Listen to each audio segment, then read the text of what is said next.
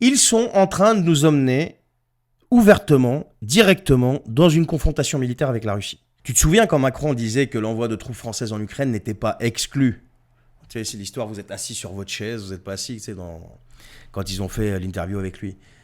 Eh ben, c'est plus une hypothèse, ça y est. C'est une réunion militaire qui arrive cette semaine. Zelensky vient de l'annoncer officiellement. Vendredi, les chefs d'état-major de plusieurs pays alliés, dont la France, vont se réunir pour parler d'un truc très simple.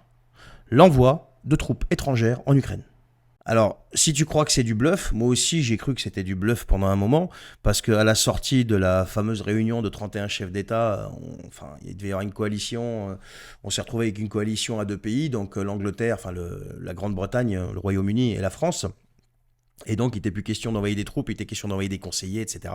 Bref, donc là c'est plus du tout du bluff, là on est dans le réel. Et c'est le président ukrainien qui le dit, on n'est pas du tout sur une réunion diplomatique, là ce qui arrive vendredi c'est une réunion militaire.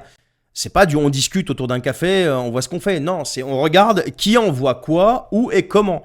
Et pendant ce temps en France, je te demande si tu as vu passer une seule info dans les médias grand public. Non, moi j'ai rien vu moi. Parce que tout ça c'est dans les articles, que personne ne lit. Parce qu'on préfère te parler sur les médias grand public de Le Pen, de McGregor ou je sais pas quoi d'autre. Mais pendant ce temps-là, eux de l'autre côté, ils avancent en douce, certes, mais ils avancent vite. Macron a déjà donné le ton.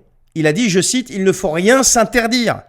Bon, sauf que c'est pas lui qui va être sur le front. Il n'a même pas fait son service militaire. Alors je sais pas si tu vois ce que ça veut dire. Ça veut dire quand même que le chef des armées françaises, oui je sais, c'est quand même le chef des armées françaises, a déjà préparé le terrain. Mais toi, est-ce que tu as voté pour la guerre? Est-ce que tu as été consulté? Est-ce que tu as vu un seul référendum, une seule question posée au moins à l'Assemblée nationale? La réponse est non, rien de tout ça. Et le pire, c'est que les députés, il n'y en a pas un qui la ramène. On décide de t'embarquer dans une confrontation militaire avec la Russie et tu n'as même pas le droit de donner ton avis. Et tu sais pourquoi ils vont le faire cette fois-ci? Parce que sur le front ukrainien, ça s'effondre complètement. ZZ perd du terrain, l'armée est épuisée et ils sont obligés d'aller réquisitionner des jeunes par la force. Il suffit juste d'aller regarder les vidéos. Bien sûr, tu verras jamais ça sur BFM, mais il faut aller regarder les vidéos que les gens postent, qu'ils filment sur place. Et donc l'Europe commence à paniquer. Alors, je ne sais pas ce qu'ils sont en train de préparer exactement, si c'est une intervention de soutien technique, ça m'étonnerait, de formation, ça m'étonnerait aussi. Peut-être qu'il y en aura un petit peu, mais je pense que c'est plutôt une vraie présence militaire avec des drapeaux européens et français sur le sol ukrainien. Alors moi, je me pose une question. Qu'est-ce qui va se passer le jour où un soldat français, malheureusement, et je ne le souhaite absolument pas, meurt là-bas? Poutine a été très clair. Trump aussi. Poutine a été très clair sur le fait que toute présence militaire étrangère sur le sol ukrainien sera considérée comme une cible légitime et elle sera frappée. Et Trump a été très clair qu'il n'y aura aucune aide à l'Europe.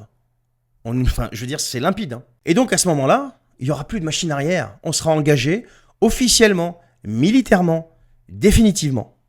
Ben oui, ça, c'est les gens qui nous ont promis la paix, qui nous ont vendu l'Europe comme un rempart face à tout ça. Là, ils sont en train de nous coller un ticket d'entrée droit dans une guerre qu'on n'a pas voulu. Alors, tu as le droit d'être de droite, de gauche, d'en haut, du centre, d'aimer Le Pen, d'aimer Mélenchon, d'être pour, contre la Russie.